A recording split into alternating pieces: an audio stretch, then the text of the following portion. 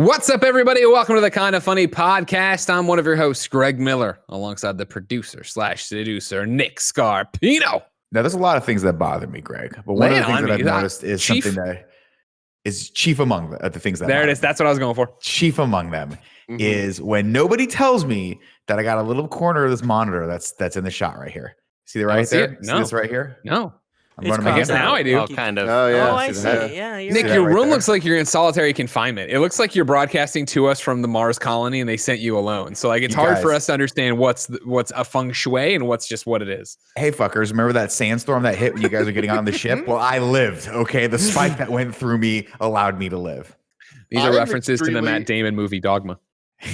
I'm very excited to see what Nick's room ends up looking like. Because like I wouldn't be shocked if it doesn't look much different. It will a year from now inevitably have a couch back there and a rug. And I think the rug is You're going to put something on the walls.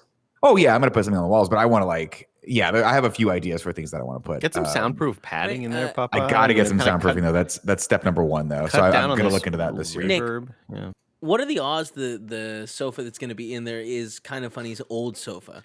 You know what, Kev? That I would be remiss if I didn't say we talked about that. We talked about that being the thing. Because that sofa looks so good, and obviously because it has a lineage, right? We've used that sofa for so many different things, some of which we won't go into, but most of it is KFAF.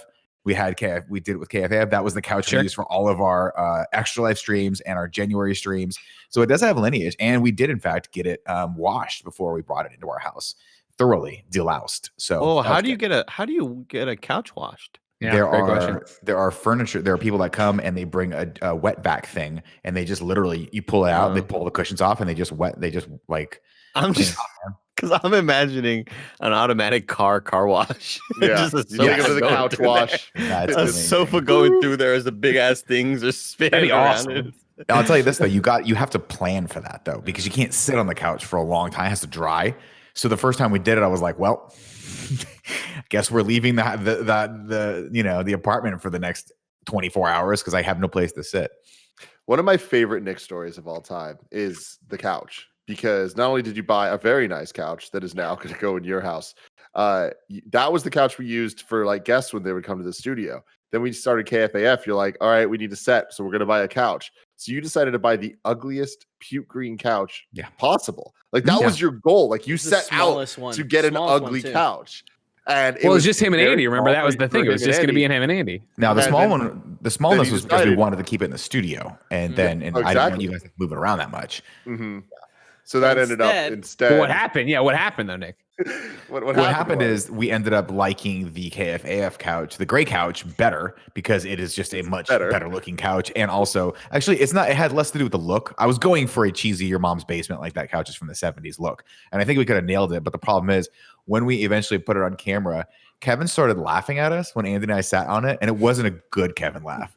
It was so you guys look together. Stupid. We were centimeters apart. We were centimeters apart. We were practically one person. So I was like, well, this sucks. We have to go back to figuring out, because you guys remember, like, obviously, if you've been following this podcast for a while, the old studio had zero space in it. And that's one of the exciting things about the new studio is that if we have couches or set pieces or things like that, we have 2,000 square feet to put. Yeah, I mean, we can put them all on platforms or whatever and just wheel them around if we need to. But at the old studio, it was Barrett, Cool Greg, and Kevin would Rochambeau to see who had to fucking break their elbows off trying to get these set pieces that were like that Kevin had Tetris in right behind the cameras the entire time. It was, I mean, to Kevin's credit, you guys nailed it. But I just felt really bad that you had to do it for like a day. And then after the second day, I was just laughing like the rest of us. You're such a liar. You did not feel bad at all. I felt bad. I did feel bad. That was one of the things I was like, because we had that small one. Remember, we put the small one there, and you're like, dude, that fits so perfect there. And then we put it on camera, and you giggled at me, and it was so insulting. The disappointing thing was like when you got it, I was like, I think it's too small. And you're like, it'll work.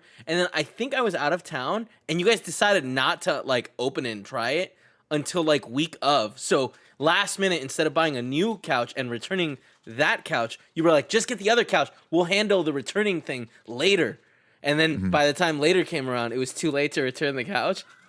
So the puke green couch became just the kind of funny office guest couch. So now we had an ugly green couch in our space that other people had to sit on, and it was too small for them. I was gonna say, think about like how close Nick and Andy work to begin with, and how there are no barriers already. No. Then imagine some developer coming over with their PR person that they see once every 6 months, and they have to sit on this tiny ass couch right next to each other while we wait for Nick to stop screaming in the other room. What? That was not the only embarrassing thing about our studio. And second off, that small couch ended up working out perfectly. Why? Because we ended up hiring Blessing, which I still think is a great idea.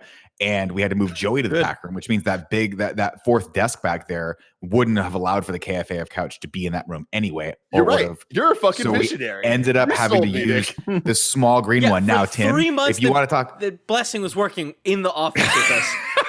2 maybe 2.5. 2.5 months that Blessing actually worked that office. I was planning for. I mean, it fit perfectly between that little space between the. I mean, trust me. I would have loved if that we could have used the big couch and covered up the closet, because that thing was a nightmare to clean out. But turnabout is fair play, because I tortured you guys with this ugly ass green couch, and I got a lot of pleasure out of it. After a certain point, it did become a kind of like payback to you guys for like always making fun of. It was payback for like just having shit everywhere in that office. And then, of course, lo and behold, what happens? Cool G goes, I want this couch. I go, cool. I'm not going to move it. I'm just going to keep it here. You guys come pick it up. And sure as shit, I come back for that junk removal, and the couch is still there. And I'm like, son of a bitch, I got to move this couch one more fucking time. One more fucking time I have to move this couch. What I love about the Couch Odyssey, it's kind of funny, is that if you were to just to read about it in the history books, you know, right now you're even hearing about it. You're getting one version of it, of course. But there would definitely be a version out there where I come in with some thoughts. Because what I do like about it is that Nick didn't always love people gathering in our back room. So by putting the uncomfortable small couch back there, he eliminated people gathering on the couch and hanging out. But it was very much like when cities take the benches that already exist and put another arm in the middle of it so people can't sleep on them. That was the other move here, where Kevin couldn't just come back and nap on the couch anymore. It sucks because I had won you over on that front. I remember. No, you didn't, Kevin. You never come in. You take that little blanket and you down. Well, that's the thing. Like, but it's not that I wear people down. It wasn't until we started doing crazy things where I was like, I'm going to just fucking lay here. And I remember at the start, you would try to fuck with me, and I would hear Greg go, leave him alone. He's been working really hard. He's been working really hard. No, but you do the thing where you do the thing what I do, which drives my wife nuts, where you go back there and you get on your phone, and then you haphazardly interject into conversations that you sort of hear, or you just laugh to yourself. And I'm like, I don't think what a person just said was funny, but you're just laughing because you're looking at some stupid chive meme.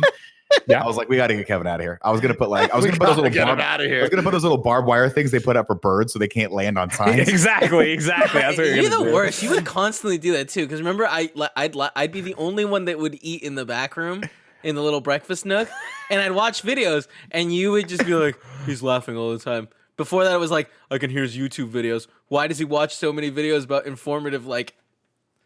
Because Kevin will be back there like this. This is how 2 pieces of plywood should properly be screwed together. And Kevin's like, It's important to know these things. To be fair, I never had any issue with you watching YouTube videos. I was always envious because I was like, this is gonna be cool. We have a break room one day that people. How to install plumbing into a colonial house? Like, yes. We can all make the jokes we want, but yes, that is everything you said is accurate. If you walk by Kevin's desk or his little phone, he's always watching something incredibly fucking weird. But I feel like if tomorrow a car broke down and we needed to make a hubcap, like Kevin would know how to do it. And I think that's just because he sits there and studies the internet. He does. And that's where all the great knowledge that Kevin has. That's why we have the section called Science with Kevin. Mm-hmm. The only issue I ever had, Kev, it's not an issue with you in the kitchen. It is just a general, because it's happened at IGN a couple times too. And this is just a general, never fucking do this if you work at a company. Fish in the microwave. Fish in the microwave.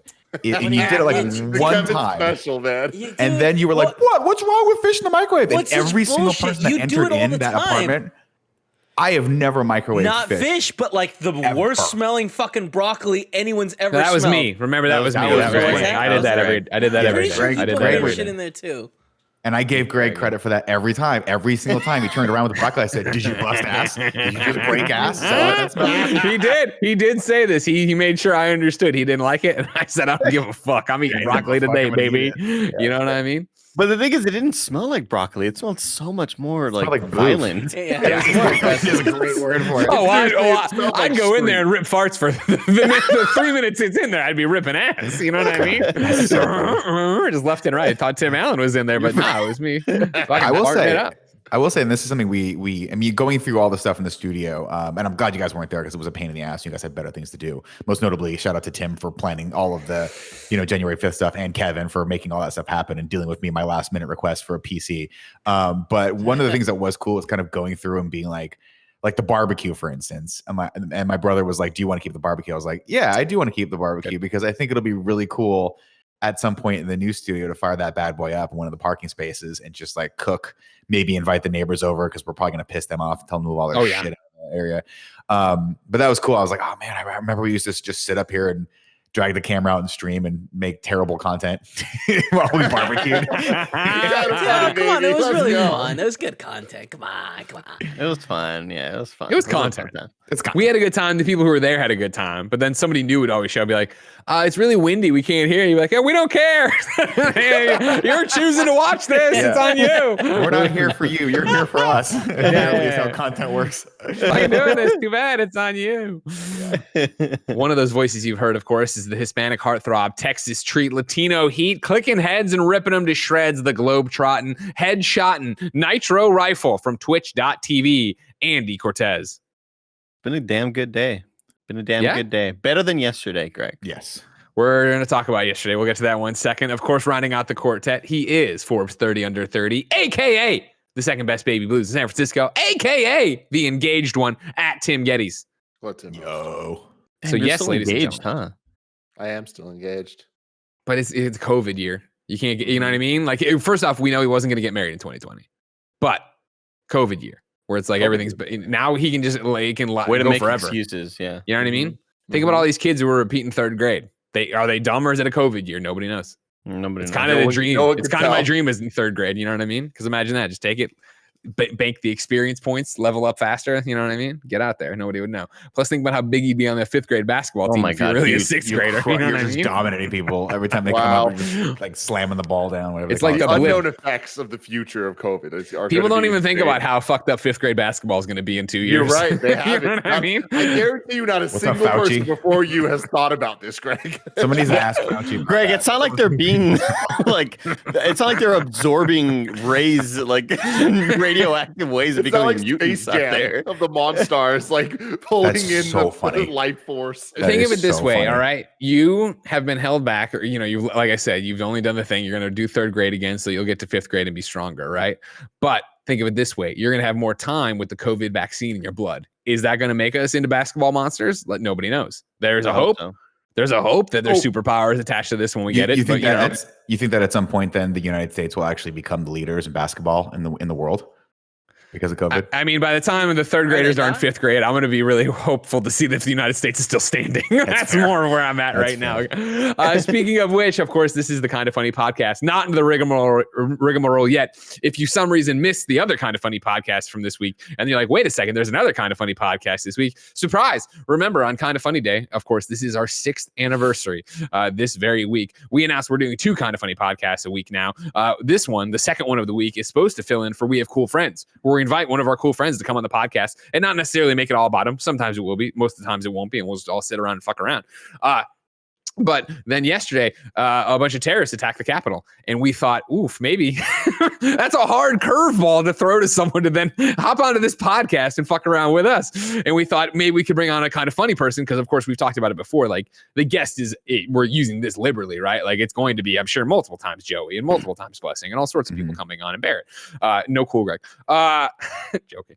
But like even then, it was like, well, if this is going to be a more serious one, or not even serious and subdued, who knows where we're going to go, because we're kind of funny and we're just going to feel this out in our feelings and talk it out with you. We thought probably not the best case to bring somebody on. So don't worry about it. No full-blown guest this week. Next week, it's looking like WWE superstar Xavier Woods, but still need final confrontation from that. But that's next week. For this week, this is Kind of Funny podcast. Remember, each and every week, now twice, we come together to talk about all the dumb stuff we want to talk about. We bullshit with you. 4, sometimes 5 best friends gather on these microphones, each coming to have a great time and at least talk it out. Remember, if you like that, you can head over to patreon.com/kindoffunny, where, of course, right now we are fundraising all month long for, of course, Kind of Funny's 6th year, 2021. If you go there, you can fill in the thermometer. You already smashed the original goal we had for it. So now we have a bunch of different stretch goals we're working on. Of course, we are building up right now to a second 12-hour stream sometime this month. Of course, if you haven't checked out patreon.com/kindoffunny for this podcast, remember, you can go over there. You can get it ad-free. You can write in and be part of the show. You can watch it live, just like Domingo, RBG is, Ashley J is, and Mike L is, a whole bunch of other people too. You could also, of course, go there to get it. I already said that, ad-free. Get it with the exclusive post show. Have a good time and support the show. Of course, now on Patreon, there's a whole bunch of different stuff going on. Like I said, 2021 is huge for us. We hired Roger. We hired Snowbike Mike. We're doing Twitch streams every day, but hopefully you already know about that. Don't want to toss us any money. I totally understand. Each and every week, you can get it on youtube.com/kindoffunny. It'll have ads. It won't have the post show. It won't be live, but you'll still have a damn good episode. Housekeeping for you. Like I already said, 6th year, 2021, whole bunch of different stuff happening. Thank you to our Patreon producers, Kieran O'Donnell, Steve Powers, Julian the Gluten-Free Gamer, Alexander Noxel, and Bill I.M. Today we're brought to you by Green, Chef, and Gabby. But for now, fucking Wednesday. Jesus Christ. And then to wake up today, it was waking up today and then like opening the Twitter to be like, what fucking happened? Where are, especially because like I wake up, around 7 or whatever. So it's like, it's already 10 a.m. out there.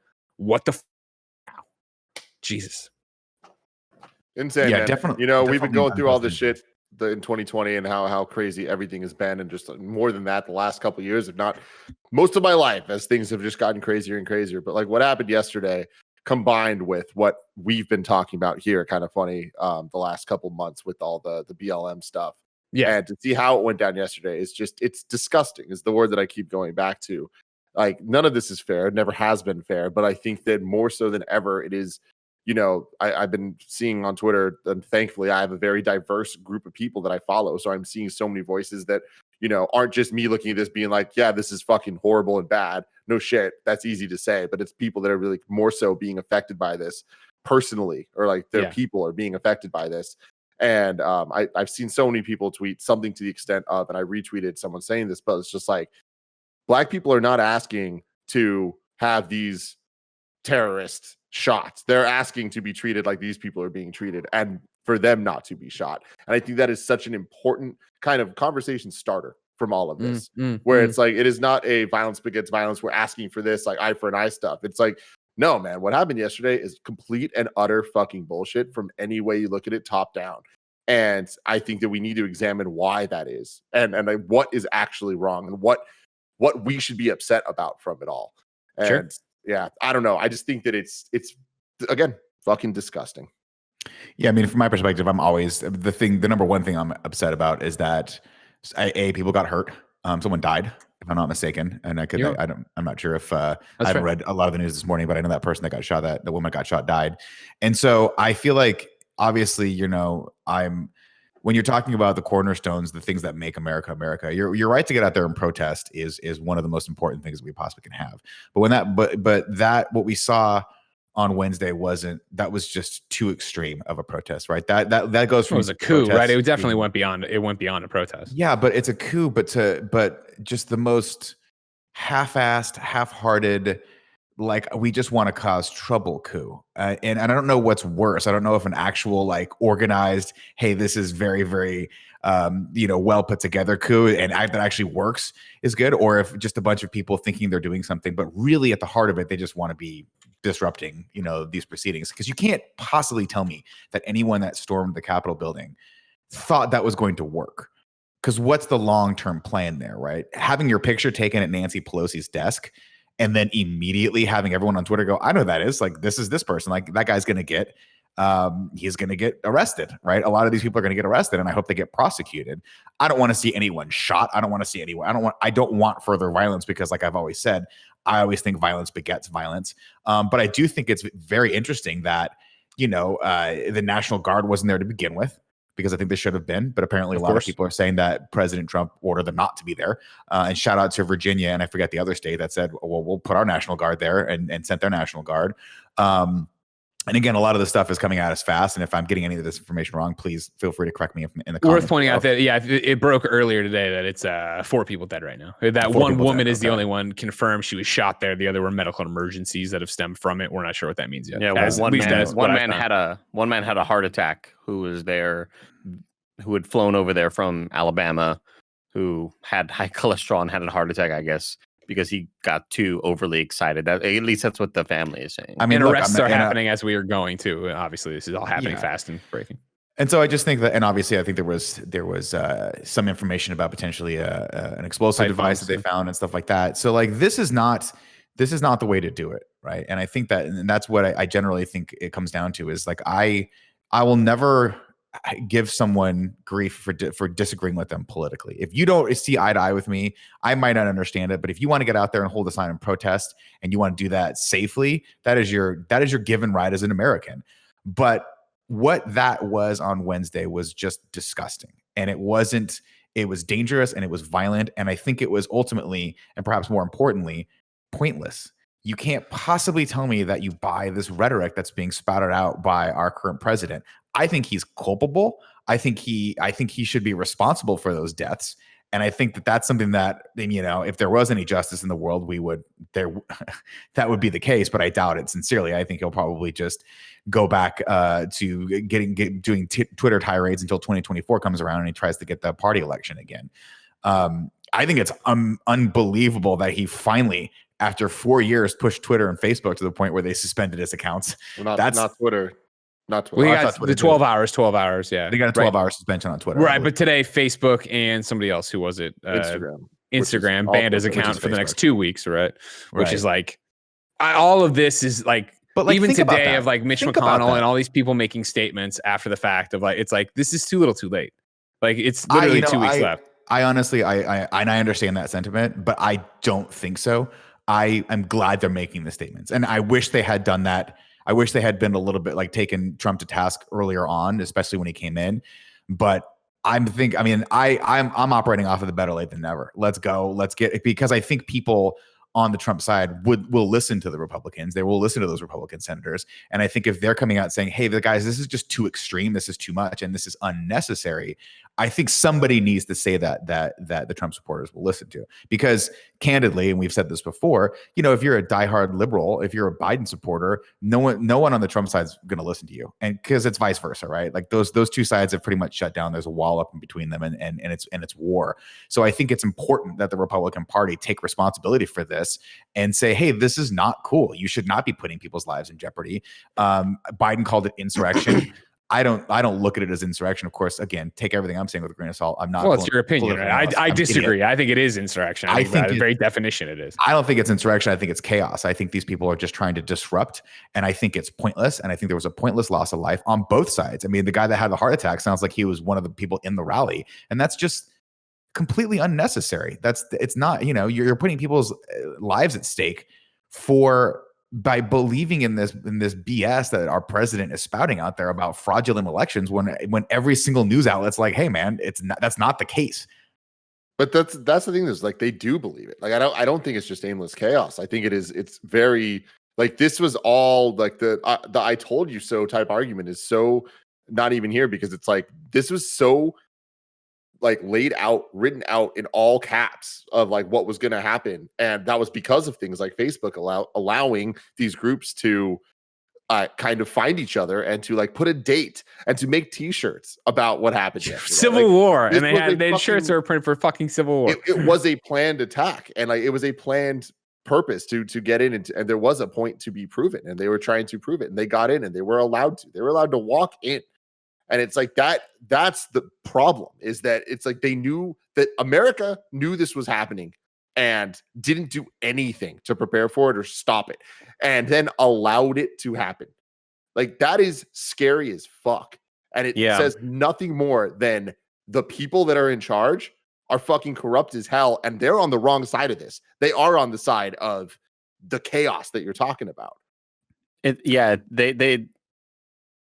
They've known, right? Like there were reports of that this was going to happen. And if, everybody's emails are being read and social medias are being looked at, and January 6th was the date. And it was being posted everywhere, and people just didn't probably take it too serious until a giant amount of people showed up and decided to do these awful things and break into the fucking Capitol, and people showing up with zip ties. Yeah. What were they going to do with these zip ties? What were they planning on? We don't know, because luckily the people working there were able to be, taken to safety and be kind of, holed up in certain rooms or whatever. Yeah. But what were they planning on? What we don't know. I mean, the thing again with that the explosives that were found and the zip ties, both of those things being both of those news being leaked out, and not even leaked out because we saw the picture of the guy with the fucking zip ties inside of there. Handgun on his hip. It just makes you wonder, like,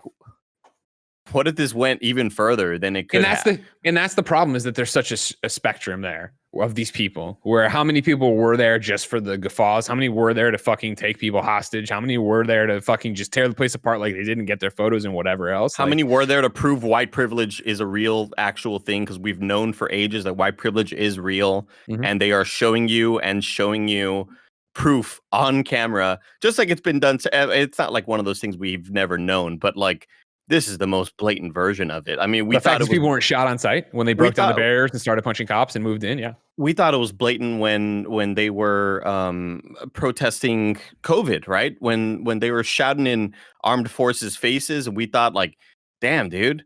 If any of these people were minorities, if this is a Black Lives Matter thing, if there were reports that these people were Antifa, this would not be going the same way. And for this to be breaking into a government building, I saw a great tweet that was like, you can't even do this in GTA. Like, what the fuck? Like, how was this allowed to happen? It's so mind-boggling. And we were doing the Bloodborne stream yesterday, so we weren't really fully in it. We weren't catching it as happening live. Yeah, we weren't catching it as it happened. And I would see a tweet here and there, and I just wasn't really quite sure exactly the weight of it and the extreme level of it. And that's all I did yesterday. Like, obviously you call it doom scrolling or whatever. Like, I just needed to see every story that I possibly could, not just from Twitter. Try to go everywhere you can, obviously. And it is, I don't know. I was just sort of beside myself. I couldn't believe that. And again, yeah, just to echo Tim's thing, because I want to say it a million times. We are not asking these people to be shot. We are not. We are asking, why aren't the black people being treated the same as those people? When the black people are kneeling in front of somebody or reading poetry, or a woman's helping somebody who just got their eyes shot out and she's getting tear gassed, like, where is the equal sort of treatment here? Why are we not seeing that? And that's another one of these issues, upon the many other issues of the fact that the right has brainwashed these people, and these people have been diving deeper and deeper into QAnon and hearing about all these crazy conspiracy theories, and they think that this election is stolen, when so many people on the right know that in fact it was not stolen, but they're trying to make Trump happy, and they're trying to go along with it. And that's for me right now, I shouldn't say, I don't even know. It's one of the main emotions that keeps coming to the top of this, is the fact that, better late than never is one way to look at all of this, obviously, in terms of social media bans and stuff like that. I think it should have happened forever ago. I think it's nonsense to do it now. And I'm not saying it should have just let them keep going, obviously, but it's like, all right, what a fucking stupid, feckless thing to do right now. Yeah. But it's all these Republicans today acting like this was out of line and doing all these different things. You know what I mean? Showing up and do this when they're the ones who fueled the fire. And like, for me personally, like, that's the biggest thing, where it's like, knock on wood. Regardless, I mean, don't get me wrong. I don't know how much we'll traipse into it, but like, I am very much for the 25th Amendment. I am very much for impeachment right now. And I know both those processes take time and get moving, but like, the idea that he's going to try to pardon himself before any of this, or pardon these people who are there, who are now having charges brought up to them, right? Because back to, this is such a tangled issue of everything else. But to Andy's point of like, what people want compared to BLM is the same treatment, if not outrage, if not law, right? Like, with the fact that yes, you see these there's from yesterday or Wednesday, the infamous thing of the woman being helped down the stairs by a police officer, the police officer posing for the selfie. You compare that to BLM stuff, what we're saying, where they're just fucking beating the hell out of people, pushing even the old man down to the ground, right? And giving him brain damage or whatever from the protest in I forget Minnesota. I want to say Minnesota. Chat, keep an eye on it. Let me know. But you understand what I'm talking about. You understand what I'm talking about, right? it's this idea that today for any of these Republicans to come out and be like, oh my God, blah, blah, blah. And you saw it so much yesterday, Buffalo. Thank you very much, Kyle. So much yesterday, the whole like, Frankenstein monster is beating on the door. And now Frankenstein is like, oh my God, I didn't expect this kind of thing. For me, it's this you can come out and you can be all apologetic and stuff. But like for right now, like Senator Josh Hawley is from Missouri, right? Kansas City. Like this motherfucker was spreading these lies. And that's the thing of like, everyone who spread these lies about this election being rigged and was in their people's ears, their constituents' ears, who didn't stand up and say, hey, you know what? Like, this is bullshit. What the president is saying is not true. Like, everyone knew how this was going to go. Right. Everyone knew that when this was done, it's over. Like, Trump's going to keep saying it's a failed election. Fine. All these people who are saving face today could have saved face a month ago, and they still would have been slimy little fucks. They still would have been little assholes who have nothing really going for them. But now you have people, even last night, Josh Hawley, after the attack, Senator Josh Hawley, after the attack. Sorry? And Matt Gaetz too, yeah. Yeah, well, Josh, I have a personal stake in it with the Missouri connection, right, for Josh or whatever. But like being out there and still objecting to the Pennsylvania count last night after all of this has gone on, right? Doubling down on knowing, knock on wood, that no matter what happens here with Trump, he doesn't run again in 4 years, that he hopefully legally can't because of how he's removed from office. But if not, he just doesn't or isn't capable to. Doubling down on trying to get this MAGA audience behind him and go that way. And like, that's the thing for me, where it's like, if you're going to still stand here, don't get me wrong, again, all these fucking weak-willed motherfuckers who lied to people's faces and continue to pour poison in their ears, now to be here even after the fact, still like, oh no, but this is how it's going to go. Like, Hawley is like a fucking enemy of the state to me. Like, I don't care who he runs against from here on out. I will be supporting the other person financially the best I can. And that's by no means am I a millionaire or something like that. I'm going to drop some giant thing. But like, that's how I need. $10, sir. Who's running against him? Well, what do I have? I have a platform. I have a platform to use, right? And I have a platform to bring this up every time. And that's exactly what I feel like we are at right now, where it's like, cool.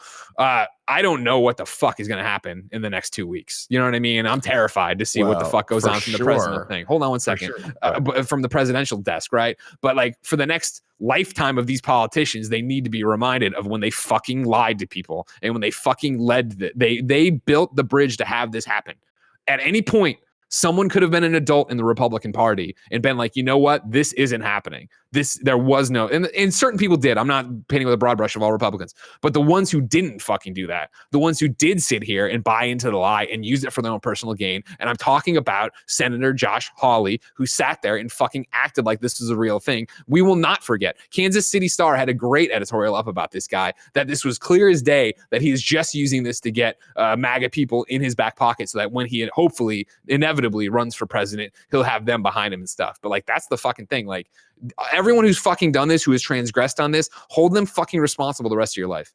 Fox News, Tucker Carlson, all these people, like the woman who died did not deserve to die. I don't care what she believes in. I don't care if she believes in QAnon. I don't like, it's awful that all of those lies have been sort of burrowed in her brain and she's been brainwashed, and she hears Tucker Carlson talk about one thing and then she decides to open up Facebook and see her cousin talk about some other thing, and then suddenly reality is getting further and further away from them, and the blood is on their fucking hands. She would not have gone down there. These people would not have gone down to this rally. Some people you can't help, right? But some people were, close to being helped or close to going one way or the other, until people like Tucker Carlson spend hours a week getting inside people's brains and planting these fucking parasites and telling them about, like, a friend of mine, Evan, I was just talking to, she's telling me how her dad sometimes believes these things and we'll talk about, well, this QAnon thing, this and that. And she was like, it's like I wasn't arguing with my dad. I was arguing with a parasite that was inside of his brain, trying to get it out, because it's so fucked up that these things can take place in reality, and there will always be conspiracy theorists. But this is like the most extreme we've ever seen. The most extreme we've ever seen this happen is what happened yesterday, where people believing in QAnon, believing the hardcore Trumpists going down there and creating chaos like that was just, I never thought I would ever see anything like that in my life. I mean, the 100%. faces of QAnon were all there. Like if you're seeing the pictures, the dude with the get up and the beard, yeah. Like I was reading this thing in a series of tweets. Like he has a Wikipedia about himself because he is that big of a deal in these sects, and that's so scary to then see him in the fucking Capitol dressed like that, surrounded by people with guns and zip ties, like with the fucking flags. Like straight up, guys, there were Nazi flags. Like Nazi shirts too. Nazi like everything. And it's like if you're there, you can't separate and just be like, no, well, I mean, I'm on this side, but I'm not on that guy's side. It's like, no. You're all there, and it's all one statement. And you are white supremacists. You are doing that. That is the statement that is being made. There is no wiggle room. There's no other side. Like that's what it fucking is. And it's so fucking shitty that there's nothing we can do about it. Like that we're just talking about it. That's something that fucking happened. We can't take that back. They can't take that back. And they just were able to walk in. And somebody tweeted at me yesterday. I tweeted out, I was like, arrest them all. This is fucking bullshit. And I got so many responses of people being like, I thought you wanted to defund the police. Then if they're defunded, who's going to arrest them? And it's like, well, this is exactly why the police need to be reformed, because they just let them fucking walk into the Capitol. This is the problem. This is why we need to change this shit. It's like, how the fuck did that many people get inside the Capitol? Literally Lord of the Rings style, throwing fucking ladders against a wall to then climb up. And they're not getting pulled down somehow? Well, they're not being stopped? And to clarify, there was a police force there, and they were holding it down as best they could. And shout out to those who were protecting people inside, specifically that one guy. I don't know if you saw the footage of him basically helping to corral and try his best to stop 200 people from walking up the stairs until he was joined with the by baton. With the baton, basically. Yeah. That was scary. That's a scary moment really to see. And scary try to put yourself in that guy's shoes if you haven't seen it. These people are coming through, and you have a baton to try to stop all these people who have guns and have these different things. And he made the right choice. He made the right choice to try and de-escalate as much as possible until some of his guys could come help him. But yeah, I mean, that's the thing is like there were police there. There wasn't a big enough police presence, and that's the big question that everyone should be asking. Why? But here's the thing: why was the National Guard? Let Tim go. Let Tim go. There's always going to be good ones, and it's like there always is. Thank God, we need more of that, and we need to support that. We don't. So sure, there was that one cop. What about all the other cops that let the people in? Totally, we've all seen the ones, not the gates that got pushed down on them, the ones who just opened the gates, right? Literally just open the gates and let them in. And it's like this goes back to the top. It's like there needs to be reform at the top. The leadership needs to be there to be like, we need our forces here. This is a planned fucking attack. Yeah. And we're just literally, we're going to have one guy. We're going to put it down to like the few good ones here that are just going to like have to hold it down and legitimately risk their lives against some of the scariest motherfuckers in the world. The people that are willing to do this because they're that corrupt in their minds and they feel like this is the right thing to do.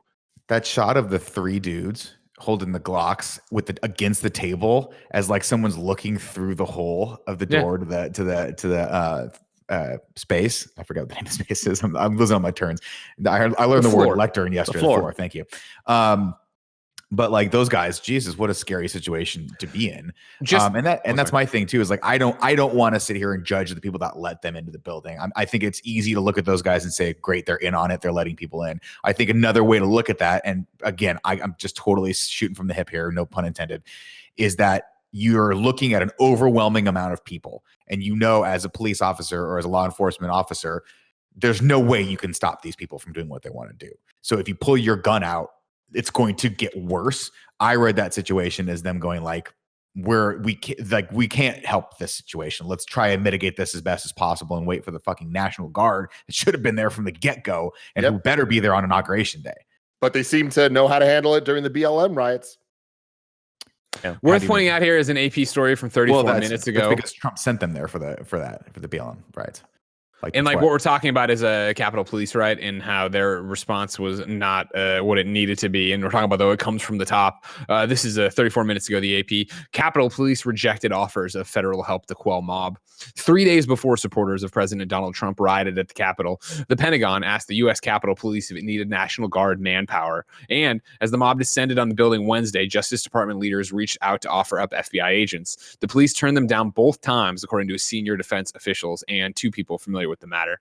Despite plenty of warnings of a possible insurrection, ample resources and time to prepare, the Capitol Police planned for only a free speech demonstration. Obviously, it goes on like that. But again, that's not every officer on the ground. That's not the one man we saw with a baton, right? Who has now 400 people in front of him coming in angry with guns and everything else. Right. And that's what angers me, right? Is that those guys like had to stay. I mean, there are people in that building that did their job that day, and that was a life-threatening job, right? That guy with the baton could have very easily been killed, and he stood there and he did his best. And so, like, it's just disappointing that that he wasn't supported the way he should have been, and that's scary. And that's the question I want to know. Like, why did this happen? I mean, we know why the people were there, right? They've been rallied to that point for 4 years now. But the question is, like, I mean, if I were a police officer right now in Washington, I'd be pissed. I would want to know that if I'm going to any of these, if I'm going to be working any of these rallies, that there's going to be support for me if shit like this goes down. I'd be furious if I was a cop right now. Yeah, because you gotta wonder, what they know on the inside, and I'd love to hear those conversations of, you turned them away. Why? Why did you turn away help? Like, what? Yeah. What is going through your fucking brain to turn away help when we know, and we've had reports, and we have the intelligence on this, that there is going to be. I read a phenomenal tweet that was like, "Hey, a Middle Eastern friend texted me this, and it said, due to the global pandemic and there not being international flights from America had to perform a coup on itself," which is like such a great fucking tweet. But yeah, I don't know. It's so hard to pick what you want to be mad about in the situation, because again, there's so much to be mad about. There's so much to be mad about. And I feel like when you talk about one thing, it feels like we're not talking about the other thing enough. I just want to make sure the audio listeners are aware of that, yeah, as you all are talking about the police forces and the help and stuff, my mind, it keeps going back to, why are these people like this in the first place? And and how did we, why has it gone this far? And there's so much blame to pass around. There's so much blame from media to social media to the fucking president, the person stoking this fire. And again, I said yesterday on Twitter, like, quit being surprised that this is happening. Don't be like, hey guys, go home, everybody go home. No, that you fucking caused this, dude. This is on you. Don't try to act like you're surprised. Remember, he loves them. He loves them, and they're very special people. Go home, yeah. Do this stuff. Very different than when he was talking about Black Lives Matter protesters. Yeah, the animals, the sons of bitches kneeling over there in the football field. Yeah, they start looting, we start shooting. Black people. Yeah, when the looting starts, the shooting starts. But here, we love you all. Please be safe. Go ahead and take Nancy Pelosi's sign and take the lectern and walk around with all this shit and parade around as if you've won. And then those shots afterwards of them and not them, but these people from either the protest or from the rally or from the riot at their hotel, just chilling out there, ignoring mask policy. Just they were saying it looked like a convention floor. Yeah, that was my question. Like, that was my question. That's what I would love to get to the bottom of. Like, what was the grand plan here? Was there what was the grand plan? And I hope, by the way, that me is asking that question isn't some sort of like foreshadowing for impending doom to come in the next 2 weeks. I mean, that's already getting passed around. There was, because this whole thing. What's the stupid website they use that's like Reddit but not Reddit? There's something. Facebook. No, well, not that. I forget. Whatever. There was a post today that was making the rounds. Like 4chan, but not 4chan. Parler. Thank you, everybody in the chat. Parler. That there's one up already talking about what they're doing on Inauguration Day and how many people are making their move there and yada yada yada. And it's like, obviously, knock on wood, it'll be a different matter in terms of barricades posted. I mean, like, the Capitol put up its fucking barricades today like a bunch of idiots. But for Inauguration Day, you figure it's high alert, and you hope at that point FBI has its head on straight and everybody else is just operating the way it should be.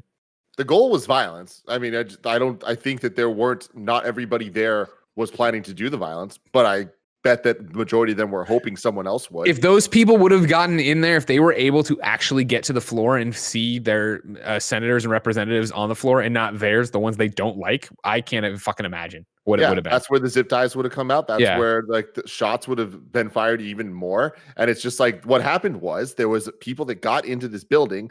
Once the door was open, then everyone else was like, all right, well, I'm not first going in, so I guess we're all going in now too. And then it's you stop thinking yourself as an individual. It looked like a tour through a museum at a certain point where people were lined up taking pictures and taking video and selfies. And if you blinked for a second, you're like, wow, it looks like it reminds me of the time I took the White House tour. I was like, this is really cool. Like they were having a great time.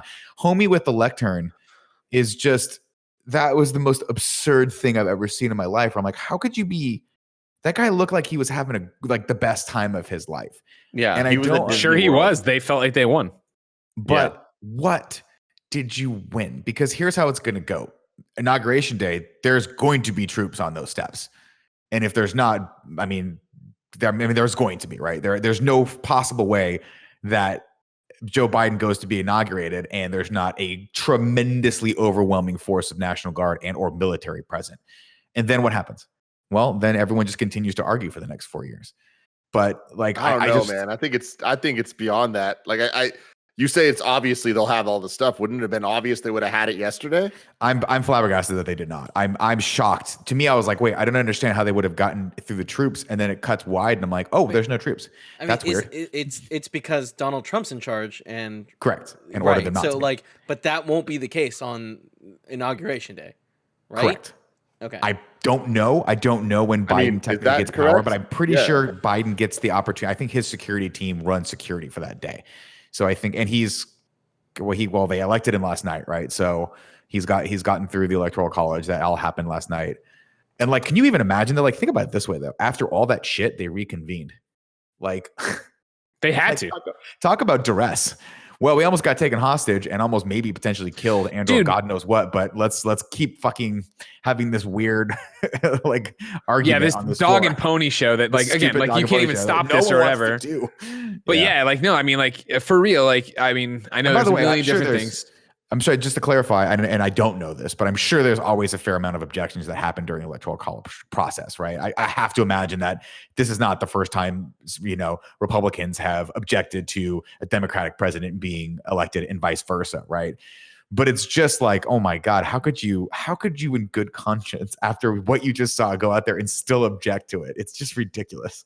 But I mean, for real, for all the everybody who went back to work that night, granted, I mean, it's your job and whatever and yada, yada, like still props to them. Cause like, I wouldn't have felt comfortable going back in there. Me neither. Like, are you kidding me? Like you found bombs, you found explosives. You sure you found them all in there? Are you, and like, not to mention people pissed on the floor and trashed the fucking places and threw around personal documents and stole Nancy Pelosi's mail. And it's like, that's a not a home invasion, but it's an invasion, right? Like of like this place that everybody thought was sacred. Everybody thought this couldn't happen. It hasn't happened since the War of 1812. Like to go back in there and like, yeah, you have to hammer it out and you have to finish again, something that in the grand scheme of things is really antiquated and pointless, but like it is part of the pomp and circumstance of American government. Like, man, like what a shitty situation, but you had to do it because you have to prove the government works. That was the biggest thing is like, to your point, Nick, of like, what did they want to accomplish? I think there's different sects that wanted to accomplish different things. And I think you look at the zip tie crowd and the handgun crowd, I think they wanted to really fucking make a point, and I don't know what that ends at. And I think that they did want to overthrow the government and do all this stuff. Then there are these morons that just want to go in there and have their Pence and Trump flag and hold it up and yada, yada, yada. But what did they accomplish in the long run of it, right? That's the biggest thing about it. Of like, I guess that's my question, still happened. Right? The things still have we happened. Accomplished, right? I guess when I say what's the point of it, I'm sorry. I'm not going to say we on that. I know what you mean. As a general human species, like what did they think was going to be accomplished long term from that, other than sowing more, discontent? I think it goes back to their message of like, we're not going to back down. We're not going to stop fighting for what we believe is right. And what we believe is right is that our president won and the election was stolen from him and from us. And no matter what you do, we're going to find a way to fight harder, and we will break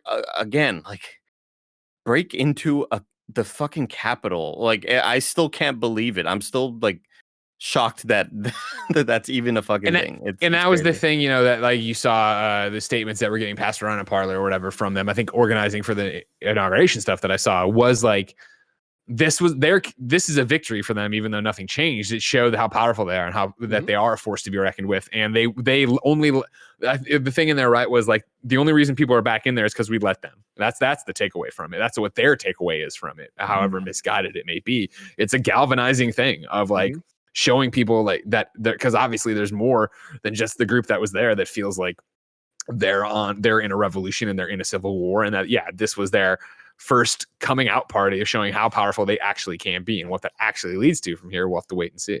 And how many people are inspired by that like want this, but like we're like, there's no way we can actually do it. They saw it could fucking happen yesterday. They got into the Capitol building, and it's like, how many people are now going to look at this and look into QAnon, look into Parler, or whatever you guys are calling it, like that. This is now front page everywhere. It has literal faces. To call them memes is like not even a fair thing, but that's what they are, the bad type of meme. But like all of the pictures we're talking about are going to be ingrained in history. Like the guy walking with a Confederate flag down that hallway. It's like that is going to forever be in the history books. And it's like these people are now going to be looked at as martyrs from half of fucking America. Yeah, I don't think that's. I mean, yes, absolutely. I don't think it's half of America. I think there's probably a lot of people on the right, a lot of Republicans who are like, this is not the way to do this. But I mean, what's up, Andy? I just love that how like as they were voting, because I agree with you, Nick. I don't think it's like exactly half of America, but it's like it's not an exaggeration to say that though, Tim, because it's a good amount of people that support the movement, and I'm not going to discredit that. I'm not going to sit here and argue against that, but I also don't think that like. I also just don't think that this represents the overarching like majority of people who are consider themselves Republican. At least maybe I'm just being hopeful. Maybe I don't want that to be the case, but I can't imagine there's a ton of people. There's hundreds of millions of people who are like, yeah, storming the Capitol was the right move yesterday, and making sure people died during the process was awesome. Like that. I hope to God I have to have more faith in humanity than that. I know, but two pieces of breaking news to toss in before you go. They're short. First off, the Capitol Police Chief is resigning. That's been breaking while we're going here. Yeah. And then also a U.S. Capitol Police officer has died from events stemming from Wednesday's riot. 3 sources confirmed to CNN.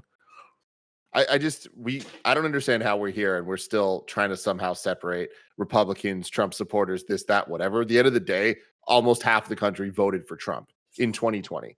That's what I'm talking about. Yeah. And it's like, if anybody needs to like break down that any which way, like that's on them. That's a them problem. It's not a fact. The fact is almost half America voted for Trump, and they think that it's more than that. So many of them think that they won when they didn't, based on lies and bullshit. But the numbers are there, and we know what the real numbers are. And the real numbers are that many people did vote for Trump in 2020. Oh yeah. And I'm not discrediting that. And again, I think I would be unbelievably ashamed if I had supported Trump and this happened, because I think that, a vote for Trump is enabling him to do this sort of thing. And I do think he's directly responsible for this, because he has said so as much. You know what I mean? It's not like it's not that hard to prove. It's not like he's like, guys, don't do this, and they went and did it. His video that he put out that they, I believe, have since taken down was, I mean, it was basically like winking at the camera to keep going. Well, I mean, even his speech, right? His speech at his rally before this is what whipped them up. Yeah. In saying, "Go down there and make your voices heard." And I think he didn't say violence, right? What did he say? By any means, I don't know. I don't even want to. He said trial by combat is what he said. Isn't that what he's quoted as saying? Yeah, no, that's true for him for sure. Rudy Giuliani said that. That's what he said. That's what he said. He said Giuliani. So that's the president's I didn't hear lawyer. that. It cut off for me. Yeah, that's the president's lawyer. So those are words that just don't. Those are just, what could they possibly mean other than go down there and commit violence, and commit violence against your own representatives? Which just, I mean, again, if I were a Republican senator right now, I'd be like, we need to make some great sweeping changes right now, because, geez Louise, man, if you're one of the guys that deigned to go against Trump and you got put in zip ties, you got that coming for yourself. I'm not saying anyone deserves that. I'm just saying, like, you reap what you sow on that front. I mean, yeah, that's the ideal thing, that there would be. Obviously, we had Republicans speaking out against Trump yesterday, but again, I am completely with Greg that there had to have been a lot of fringe Republican citizens in America that may or may not have been super down with him, but their senators and their state representatives were on Trump's side because they like their jobs. And then those people go, you know what?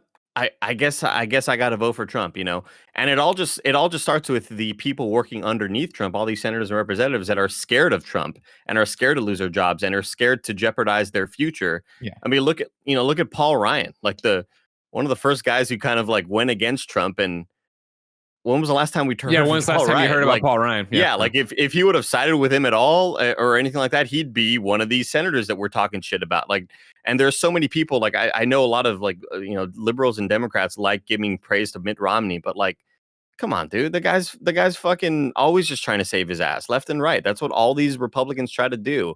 And up until last night, when they saw it truly was the point of no return, like that last night was the moment that all the Republicans kind of looked around and were like, hey, this is fun. Yeah, we're out. And now it's safe for them to do that because they know there is no future for Trump. And they know that going against them makes them look better amongst rational human beings around the country. And it's just, to me, it is too little too late. It's like, you've been enabling this for 4 fucking years, dude. And like, Lindsey Graham last night going off against him. It's like, motherfucker, dude, like you've been saving your job for the last 4 years and now you're doing this. Come on. Like, you all need to rally together and get together and say that this is wrong. I mean, I don't know, man. It's such a complicated and annoying thing to talk about, but it's just so frustrating to see these Republicans getting praise when it's like, dude, a lot of people have, a lot of people's lives have been ruined because of you all. And now is the time that you're doing it because now you all see that this last night really was the moment that there is no coming back from it. Yeah, it's true. So let me just clarify a thought that I just made because it sounded like I was saying people deserve to be put in zip ties. I do not condone that. I misspoke there. What I meant was you can't sit there and support Trump for that long and then see something like this and then not think that you're somehow responsible for that as a senator. That's what I meant to say in that, but I think I misspoke. So I just wanted to clarify that. Not that anyone deserves violence or ever to be taken hostage or put through what those were put through, because I'm sure it was scary on all sides. Like Tommy Lauren tweeted out, conservatives like myself have been loudly denouncing the lawlessness and destruction yesterday, yet the left seems to completely ignore that part. Perhaps it's because they failed to do the same all summer. And it's just like, you're evil. Yeah, like this is such fucking garbage bullshit, and you are flipping the story to be just completely not factual, completely, and it's like trying to just act like it's not your fault. It's your fucking fault. Yeah, straight up, you have a platform and you are lighting these fires. They're goddamn these evil motherfuckers that will try to equate yesterday to Black Lives Matters protests, where so desperately grasping at it to try to make where so many there's always gonna be bad faith actors in protests. There's always gonna be that.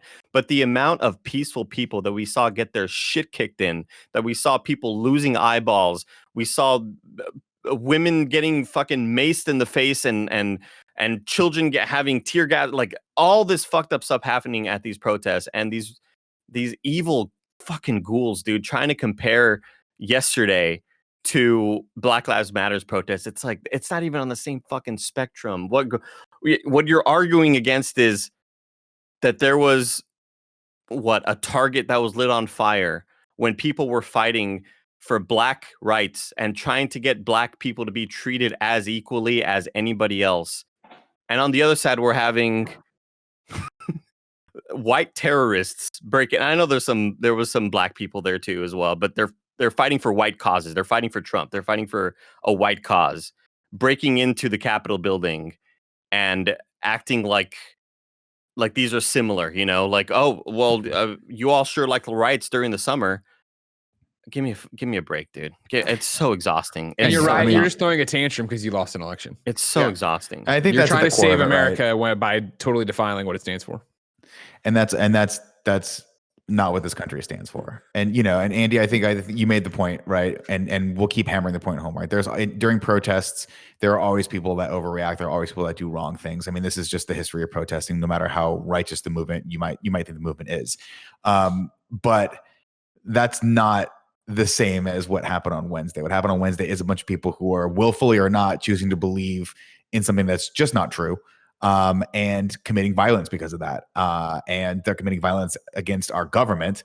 And I don't think it's, I mean, the word terrorist has been thrown around, which I'm not quite ready to use just yet. But geez, it's hard not to say it, right? Because I think these people see themselves as patriots. And I really do. They're not. Always do that. Yeah, don't terrorists always do that? Yeah. That is true. Al-Qaeda definitely thought they were on the right side. That is true. That is true. I mean, I don't know. I guess it's just difficult for me to call another American citizen a terrorist because of the stigma that terrorism has had in this country as being something that's other for so long. But bombers and stuff that United States citizens. Yeah, I mean, no. I don't get me wrong, Kevin. I'm not sitting here saying there's no such thing as a domestic terrorist. There is. Yeah. It's just not something that I think we should have to deal with in America because you do have the open right to protest, and you should never, ever take to violence.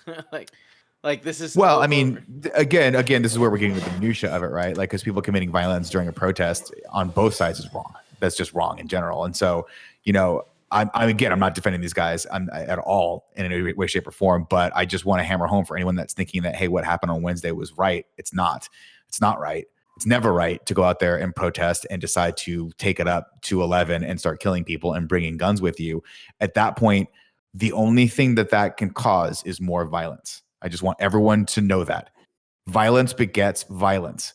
That is what that is. If you want to win the election next time, back a candidate who everyone will vote for. That is the only way to move forward with this stuff. Taking over the Capitol building and putting your lives and the lives of everyone in the vicinity in danger is not the right way to do it.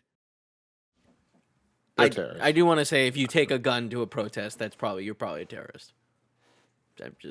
You're inciting terrorism, right? I think I agree. I think these people yesterday were terrorists. Hold on, Kev. Sorry. I think these people were terrorists. I think it was insurrection. I think Donald Trump had seditious words, right, to lead to sedition. Like these are unmutable, undeniable facts to me that, these people lost their terrorists, period. End of statement. I don't know at what point it goes from terrorism to a riot, but I guess when you fucking push down the police and run past them and get maced and do all this other stuff and run in there and tear the fucking place apart and bring zip ties and a gun, they're terrorists, period. End of statement. Yeah, I mean, I guess maybe my reluctance to use that term is just out of fear and out of just not wanting to believe that is reality that we live in right now. I'll look inside myself on that one because I'm sure. I think that's fine, Nick. I think that's fine. I think it's the same thing when people tweet out, "This isn't who we are," but like it is. Like it is. This is what America is. We can't stop. And if one of those, and again, I don't know the full facts on the explosives that were found. I don't know the full facts. I'm speaking out of my ass here. But if one of the explosives went off and people died, like that's just terrorism. And the fact that it did go off doesn't mean that they are no longer terrorists. And it's just so wild to think about that. On December 25th, a man blew himself up and an RV and an entire fucking city block. Nashville, and like 20 some, how many people got injured? 40 people got injured. Nobody died. Luckily, only he did. That was the weirdest thing. And we just forgot about that. And he was this QAnon guy. Well, we forgot about that because didn't someone announce it ahead of time, being like, "Hey, this is going to happen," and they after a while finally listened to him. The RV had a countdown. Yeah. And luckily nobody died. But if it's a brown guy, if it's a Muslim, that's everywhere. Like totally. it's just so frustrating. And you beat that dead horse so many times, and we keep on talking about what if it wasn't a black guy, or what if it wasn't a white guy, and we keep on repeating that point, and it becomes it's just starting to become like when you read a word over and over and over and it starts to mean nothing. That's just what it's starting to become now, and it just sucks. Yeah. I mean, that's the problem. Not the problem, I guess. That's the sad situation, is that it sucks. And so, yesterday when it was all this isn't who we are. No, it really is. Like, that's a tough pill to swallow. Like, I think, honestly, since the election of Donald Trump, it's a tough pill to swallow to realize how divided this country is and how fucked up it really is. And to see it boil over yesterday is the, payoff to all this and letting it go and letting it stew. And we've been so vocal in the past year, obviously, about all right, cool, I guess ignoring it isn't the way to do it, and trying to lead by example isn't the way to do it. You have to address it head on. And I think in that same thing, it has to be a cold water wake up call that no, that was terrorism yesterday. That was sedition. That was insurrection. Like these are huge words that I would last week I would not have thought I'm throwing around about something that happened in America in 2021. Yeah, I know. But it's what it is. I know. The last time I heard insurrection was in regards to a bad Star Trek movie. Yeah. WWE pay-per-view. I remember they the fact that Biden came out and said this is insurrection, I was like, wow. I mean, there's still part of me that like I just don't want to believe that because I don't want to believe we live in a country where that kind of thing can happen. But it's just so tough for me to rectify that, you know? Sure. Well, I mean, that's the thing about it. Like I know, yeah. I feel like we've had obviously way more of these conversations in the last year, but so much of it is, and I think what's so important is that like, yeah, all of this is our own personal journeys of wrestling with this and dealing with it. You know what I mean? Like this morning, like, you know, yesterday sitting there after we finished the Bloodborne stream and I got to sit down and read it and absorb it, you know, I was taking it all in. And then Jen's like, let's go for a walk. And we went for a walk and I came back and I watched more Ditto stuff. And then it was this morning where it really started to catch up to me where I almost started crying. I was like, oh shit, fuck, right. Like we're losing. We've lost. I mean, it's gone, but like it was yet another thing we've lost here in terms of what is America and what this country truly is. And again, I think so much of this comes, and I've talked about it. I was tweeting about it today, right? From privilege, and not just, and I get, well, no, white privilege, but like my own personal privilege of the fact that I haven't had to think about this stuff for the most part of my life, and I haven't had to be afraid of police, and I haven't yada yada yada, and everything that happened last year, and then really bringing it out and having real conversations and talking to kind of funny best friends and talking to peers in the industry and learning from everybody's experience and really understanding like, you know, these fights, an attack against one is an attack against all, right? Like these are our fights and stuff like that. And so, yeah, yesterday to see all this happen and have it boil over and have these conversations again, I think that's why I'm trying not to mince words. It's terrorism, it's insurrection, it's sedition. The president needs to be removed from office before he's able to pardon any of these people, let alone himself, his family, or anybody else. And he needs to be held responsible for his crimes. That's my other biggest thing about this, is that I do not want this to be a Nixon situation where he resigns and then Gerald Ford pardoned him just because he was like, the country's been through enough. Like there needs to be ramifications to all this. You know, today it's going around, and again, we're live, and it's already happening more and more of the FBI's looking at these people, and they're filing this many charges, and they're doing this thing. Great, keep them coming. Get these motherfuckers. Everybody needs to be held accountable for what they did yesterday of rushing in there and tearing the place apart and running up to like the sacred, crimes. Yeah, committing exactly. Crimes. And that's the thing, and that's I guess to my point is that like there is a difference between a peaceful protest and committing a crime. And I said this during the Black Lives Matter protests, and I'll say it again today. If you go out and commit a crime, you should face the consequences of that. We should hold these people accountable. And I do honestly believe that Donald Trump should face the consequences of this on a very serious matter. If nothing else, not be allowed to run again, because this is clearly an abuse of power on just an unbelievable level. Just unbelievable. Ladies and gentlemen, let's have a word from our sponsor. This episode of the Kind of Funny podcast is brought to you by Green Chef. Green Chef is the first USDA certified organic meal kit company. Green Chef makes eating well easy and affordable with plans to fit every lifestyle. Whether you're keto, paleo, vegan, vegetarian, or just looking to eat healthier, there's a range of recipes to suit any diet or preference. Green Chef is the first USDA certified organic meal kit company. Enjoy clean ingredients you can trust, seasonally sourced for peak freshness. Ingredients come pre-measured, perfectly portioned, and mostly prepped, so you can spend less time stressing and more time enjoying delicious home-cooked meals. Green Chef is the first ever and only keto meal kit on the market. It makes sticking to low-carb lifestyles easy, with recipes averaging only 14 net carbs each. Green Chef is the most sustainable meal kit, offsetting 100% of its direct carbon emissions and plastic packaging in every box, so you can feel great about what you're eating and how it got to your table. From what I hear, Kevin Coelho is using this. He likes it. He's cooking. He's eating well. Isn't that right, Kevin? Yep. So good. Go to greenchef.com/morningshow90 and use the code morningshow90 to get $90 off, including free shipping. Again, that's greenchef.com/morningshow90 to get $90 off, including free shipping. Up next, it is Gabby. We're all looking for ways to save money, right? Especially now. So let me ask you this. How'd you like to keep an extra $961 a year in your pocket? That's how much Gabby customers save per year on average on car and home insurance. That's why when Tim was shopping for insurance, he looked at Gabby. This is the time of the year when we go shopping for insurance. Well, Gabby takes the pain out of shopping for insurance by giving you an apples to apples comparison of your current coverage with 40 of the top insurance providers like Progressive, Nationwide, and Travelers. Just link your current insurance account, and in just minutes, you'll be able to see quotes from for the exact same coverage you currently have. That's what Tim did. Tim took his car insurance, plugged it in, looked at what Gabby said, and guess what? He was getting the best deal already, but good to know, right? It's peace of mind. Gabby customers save $961 per year on average, and I bet they'd be nice to have in your pocket every year. If they can't find you savings like they did for other people and like they couldn't for Tim, they'll just let you know so you can relax knowing you have the best rate out there, and they'll never sell your info, so no annoying spam or robocalls. You're probably overpaying for car and home insurance. See how much Gabby can save you. It's totally free to check, and there's no obligation. Go to Gabby.com/morning show. That's GABI.com/morning show. Gabby.com/morning show. Yeah, it's time for levity.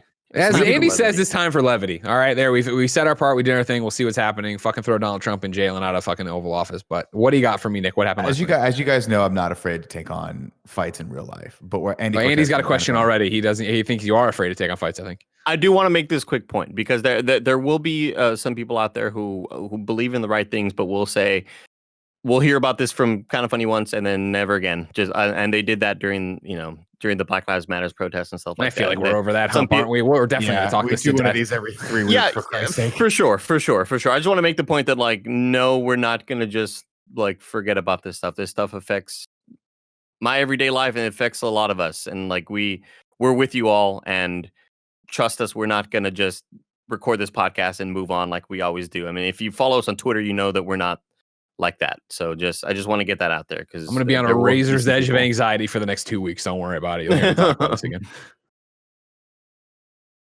As you guys know, I'm not afraid to take on conflicts both IRL and digitally. Sure. But some people don't necessarily want the heat that Scarpino brings. One man answered the call yesterday, and that man's name was Fran Mirabella. And I started doing some hot drops with Fran last night in one Warzone. And I'll tell you what, playing Warzone with Fran Mirabella, and Andy eventually got it right, and we'll talk about that in a second, is one of the greatest experiences of my life. Because Fran is a little bit of a control freak, right? And beforehand, we had to do a pre-interview where he was like, all right, listen, do you okay, because sometimes I like to get in people's heads, right? And I'll answer questions for you. So how do you prefer to play Warzone? Do you like a lot of feedback? Do you want me to tell you what's going on? Or are we just going to free flow? But I'll be honest with you right now, for free flow, I don't think I can deal with that. So I'm going to have to, and I'm like, listen, Fran, let me stop you right there. Because normally this would be just, there'd be so many emotions happening for me all at once inside here. But on this one thing, because I'm so new to Warzone, I actually prefer to have someone be a team leader and tell me exactly what they want to do, because I think it behooves us to help win. If when I play with Andy, Andy's always like, Nick, go get this, go get the UAV. I like to be second in, or third down the line of pecking order because I'm clearly not the most skilled. So he was like, are you sure about that? And I was like, I'm 100% sure, man. Just call the ball every single chance you get. And it ended up being really, really fun. And then randomly, Andy dropped in too. And Andy, I don't know what your perspective was on this very unique experience, but man, I'm doing it again tonight. I'm dropping right back in with Fran again tonight. Well, it's interesting because playing with Fran is playing with the most paranoid person ever. He's so paranoid. Where any action that you may take in the game will result in a, well, what's that for? What are you doing that for? What are you doing there? Are you down below me? Okay, that's you below me. And he freaks out so much. And it really reminds me of driving in a car where Nick is in the passenger seat. That's what it reminds me of. Where those ones are like, oh, a little tough turn right there, tough turn. There are those moments, and it reminds me of Fran, where there will be times that I will the few times I've gotten into a helicopter with Fran and I am piloting the helicopter, and I'll like go low. He's like, oh, a little low to the ground, low to the ground. He loves like kind of dropping some feedback in there because he's so terrified of every waking moment in that game. It's fun. It's so fun to always be like, Fran, I got this, dog. Chill out. I got this shit, dude. I know. I was going back. I dropped an armor box or ammo box, and then I went to the gulag and got respawned because I just destroyed this guy's face. Destroyed him, dude. Yeah. And I came back and I was like, Fran, I'm gonna head for that ammo box and see if it's still there. And Fran's like, well, okay. Nick, actually, you're getting a little far away from me. You're getting a little far away from me right now. Why don't you come on back? Why don't you come on back? Every time we play Predator, the same thing, right? Like, you guys just going over there, huh? Okay. But here's the thing, Tim, because normally I need this. I need this structure in my game because usually it's either Snowbike Mike or Andy or someone else calling the ball. I love playing with Snowbike Mike because he tells the team what to do. And I honestly think that's like, it makes the game more fun because it's not just chaos, because I get lost very easily in Warzone because it's insane. And B, I think it leads to more wins, which is fun too. And so you have to have that person. But Fran like stepped it up, and I was like, all right, man, I feel like it's like 2005 and I'm working for you for the first time and I'm listening to everything you say. It was a pleasant surprise, Nick, because another week. I got out of the shower and I was like, all right, time to call it for the day. It's about 10:30 p.m. Turn off the PC. I'm going to watch some Expanse in my bed. And I got to my PC. I was like, you know what? Let me open up Twitch. Just see. And I saw Fran streaming, but I had no audio. I had my Chrome tab muted.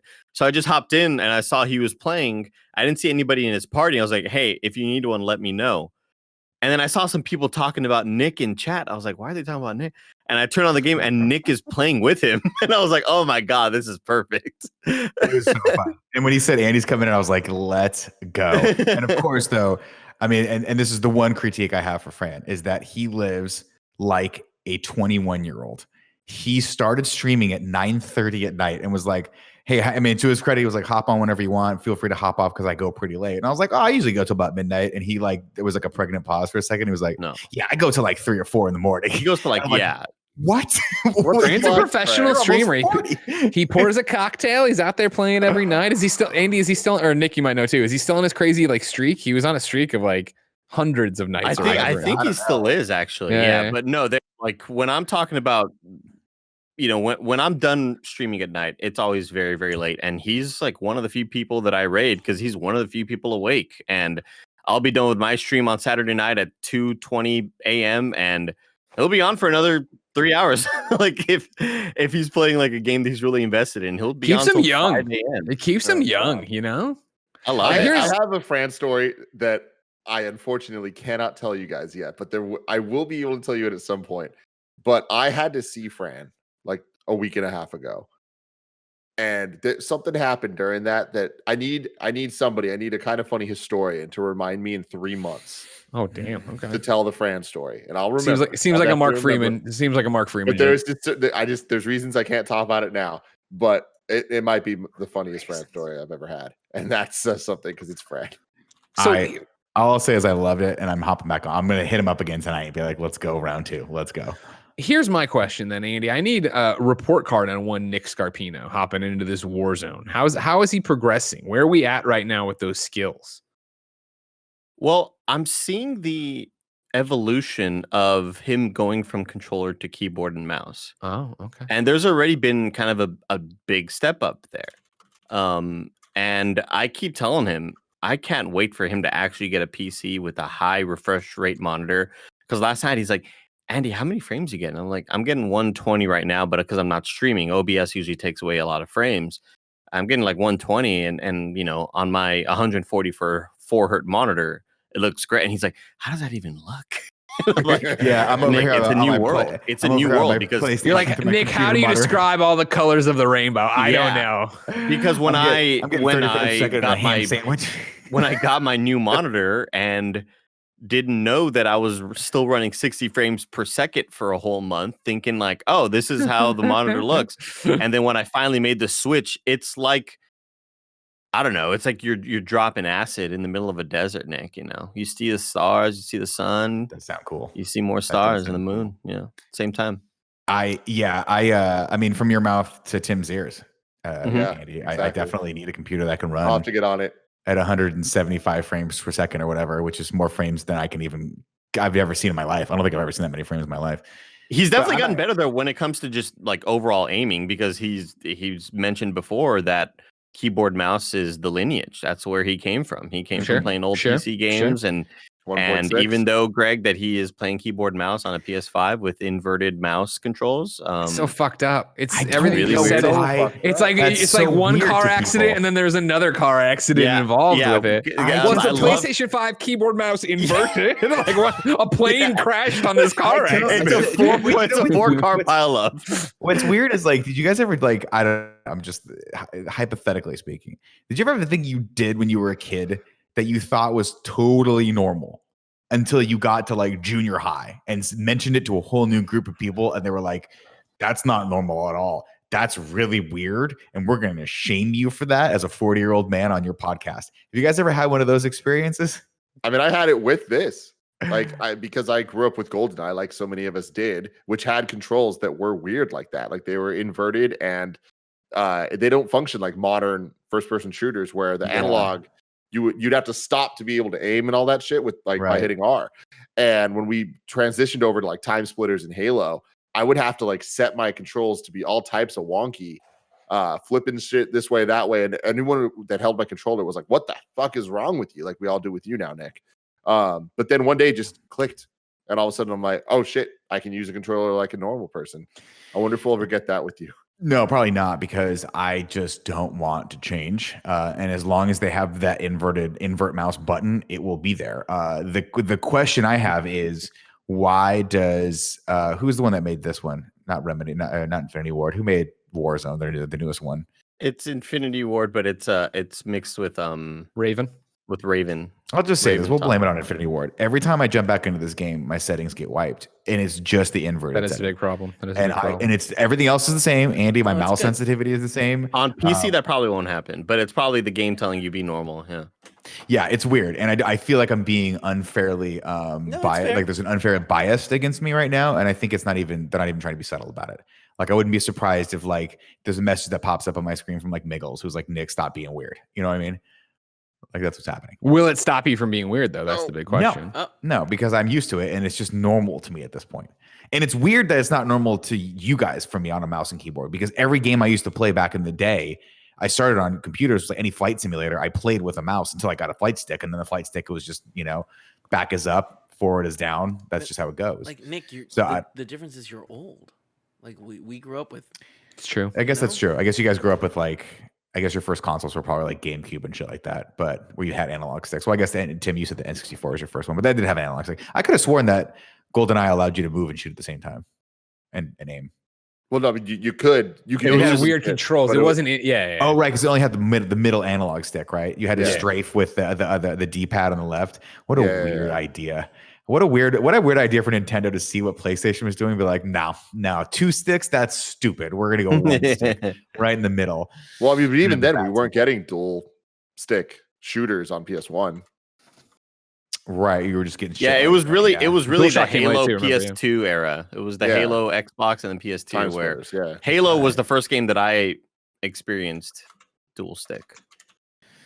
Yeah, it's weird, guys. I don't know what to tell you, but you can't teach an old dog new tricks. I love that it makes you different, though. That's kind of the calling card, right? Right. Like you're playing. At this point don't even get a PC. I was telling Greg yesterday during his Bloodborne stream how funny it is to me when Nick will be like, "Andy, what's your sense at? What's your sensitivity at in game?" I'm like, "Well, Nick, my DPI on the PC is 800. I don't know what the PS5's DPI is." Like, you can't set the PS5 DPI. It's set to just something. I don't know what that is.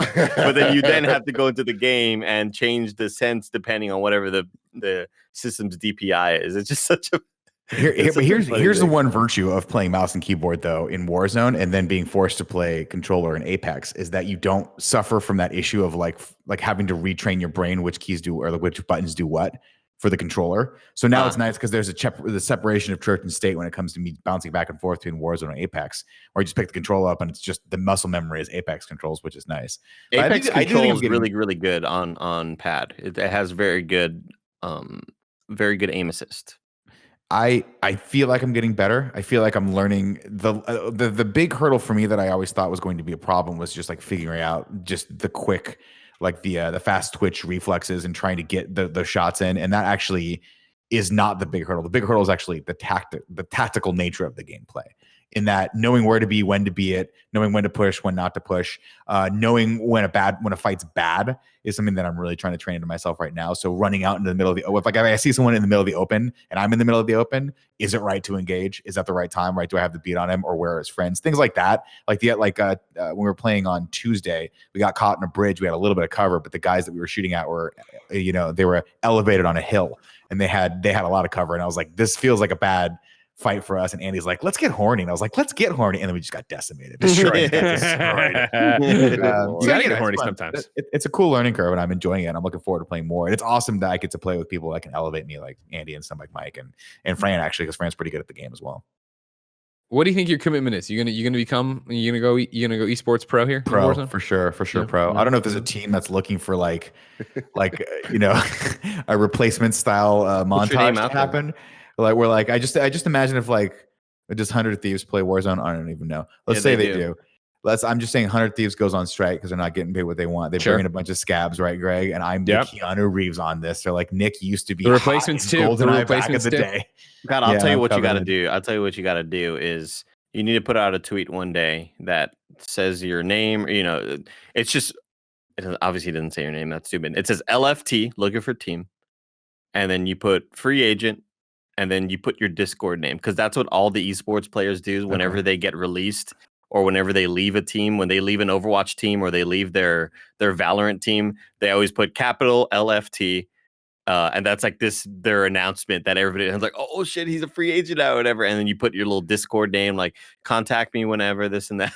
I'll do it tonight. I'll do that right now. I could see the tweet in my head the way they always look, and I would love for you to draft one for him. Draft one for Nick. Draft the tweet for him and send it over to him so he can. Do I need to put my stats on there at all? Because that might be a little bit of a hindrance for me. Let's not. Okay. I am interested to know what your KD is in Warzone. I'm sure it's. I mean, I average 2 kills for every 2 deaths. So 1 is that a ratio? Perfect. Yeah, 100% shitty. I don't know. It's fun though. I'm enjoying it. Ladies and gentlemen, that's the Kind of Funny podcast. Your second of the week. Thank you so much for our first week of 2 days, as they say. That's not what it is, actually. I guess 2 weeks. I don't know what you want to call it. Of course, we'll be back next week. And like I said, it should be WWE Superstar Xavier Woods. If not, stay tuned. But if you want to get in questions for him, feel free, of course, on patreon.com/kindafunny. You can be part of the Kind of Funny podcast with your questions. You can get the show ad-free. You can watch it live as we record it, just like David is, Kyle is, BJ is, Link 4555 is. And of course, you get it with the post show we are about to record. That's right. The show's not over. We're going to answer Ricard's question on the post show. I'm going to show you something crazy. Oh, should we? And then, you know what? I'll hold on to Ricard's question then. It'll stay in the hopper. That way we can do whatever crazy thing you have to show us is. Remember, ladies and gentlemen, this is the Kind of Funny podcast. Each and every week, 4, sometimes 5 best friends gather on these microphones, coming to bullshit around about their lives. If you like that, like I said, patreon.com/kindafunny. But if you got no bucks to toss our way, of course, you can go to youtube.com/kindafunny. Podcast services around the globe each and every week for 2 new episodes. We got a post show to do, but until next time, it's been our pleasure to serve you.